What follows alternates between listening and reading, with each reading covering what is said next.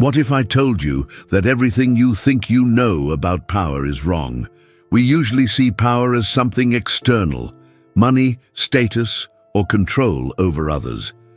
But what if the greatest power, the only real power, is something you cultivate within yourself? This isn't just a self-help cliché, it's a profound idea from one of history's most misunderstood thinkers, Friedrich Nietzsche. Today, we're diving deep into what Nietzsche knew about power that most people completely ignore. And trust me, it's a game changer. Let's get one thing straight first. When Nietzsche talks about power, he's not talking about being a tyrant or a ruthless CEO. That's a common and frankly lazy misinterpretation of his work. The concept he introduced, the will to power, is far more subtle and personal. He saw it as the fundamental driving force in all living things. It's not just about survival. It's about the innate desire to grow, to overcome challenges, to expand our abilities, and to become more than what we currently are. Think about it. A plant doesn't just want to survive, it pushes through concrete to reach the sunlight. An athlete doesn't just want to finish the race, they want to beat their personal best. That internal fire, that striving for more, that's the will to power. So, how does this apply to you and me? Nietzsche's first big insight is that true power is self-overcoming. Most people spend their lives seeking external validation. They want the fancy car, the corner office, the approval of others. They believe these things will give them power. But Nietzsche would say this is a trap. You're just making yourself a slave to other people's opinions and societal expectations. Real power comes from conquering yourself. Your fears, your laziness, your bad habits, your desire to just fit in and be comfortable. It's about looking at your weaknesses not as failures, but as mountains to climb.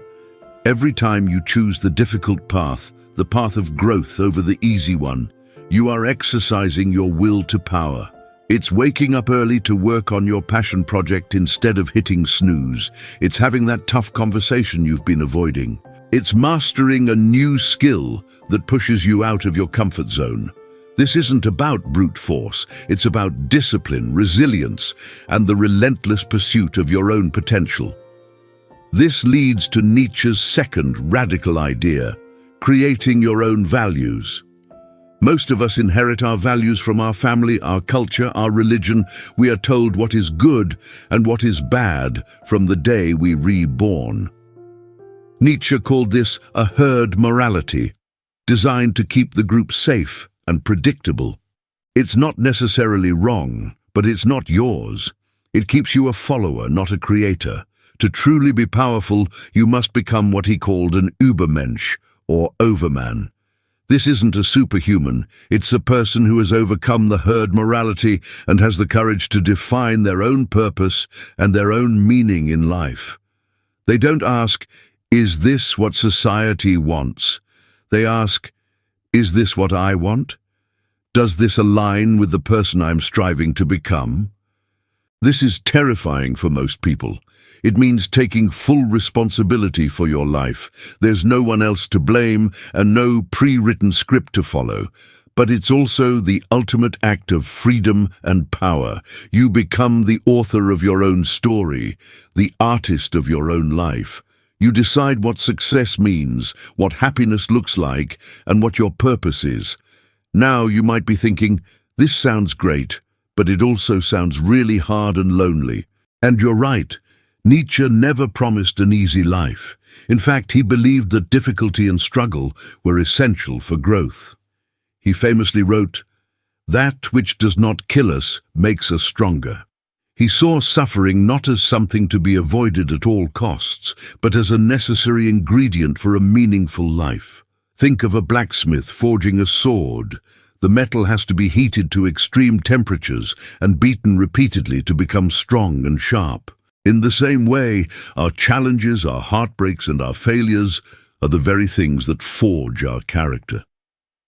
A life without any struggle is a life without any growth. It's a flat, boring landscape. The powerful individual doesn't run from hardship. They embrace it. They look at a setback and ask, what can I learn from this? How can this make me stronger? This is the concept of amor fati, the love of one's fate. It's not just accepting what happens to you, but loving it, seeing every moment, good or bad, as a necessary part of your journey, to say yes to life in its entirety.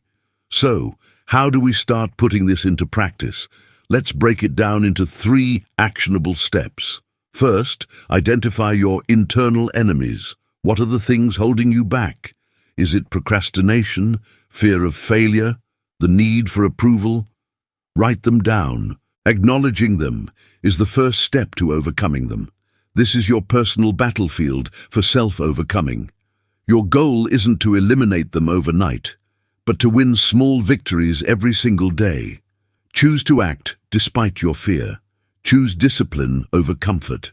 Each small win builds your internal strength. Second, question your values. Take some time for serious self-reflection. Ask yourself, why do I believe what I believe? Are my goals truly my own, or are they what my parents, friends, or society expect of me? What does a successful life look like to me, not to anyone else? This isn't about rejecting everything you've been taught, but about consciously choosing what to keep. It's about building a personal philosophy, a compass that guides your decisions based on your own authentic self. This is how you move from being a sheep in the herd to the shepherd of your own soul. Third, practice amor fati. Start reframing how you view challenges. The next time something goes wrong, you get rejected, you fail at a project, you face an unexpected obstacle, try this. Instead of getting angry or discouraged, ask yourself, what is the opportunity here? How can I use this to grow? This mindset shift is incredibly powerful. It transforms you from a victim of circumstance into an active participant in your own life's journey. You start to see life not as a series of random events, but as a curriculum designed specifically for your growth. You learn to find the gift in the struggle. The version of power Nietzsche offers is not about dominating others. It's about mastering yourself. It's not about accumulating wealth, it's about accumulating strength of character. It's the quiet internal power that comes from knowing who you are, what you stand for, and having the courage to live by your own rules, even when it's hard. It's the power to face any storm and say, I am ready. It's a lifelong journey of becoming, of constantly striving, growing and overcoming. This is the power that can't be taken away from you. It's the power that truly matters. So, forget the noise about external power. Look within. Your greatest potential, your most profound strength, is waiting to be unleashed. The path is challenging, but the reward is a life of purpose, freedom, and authentic power. Thanks so much for watching. If this video resonated with you, hit that like button and subscribe for more deep dives into philosophy for modern life. And let me know in the comments, what is one internal enemy you're going to start overcoming today? See you in the next one.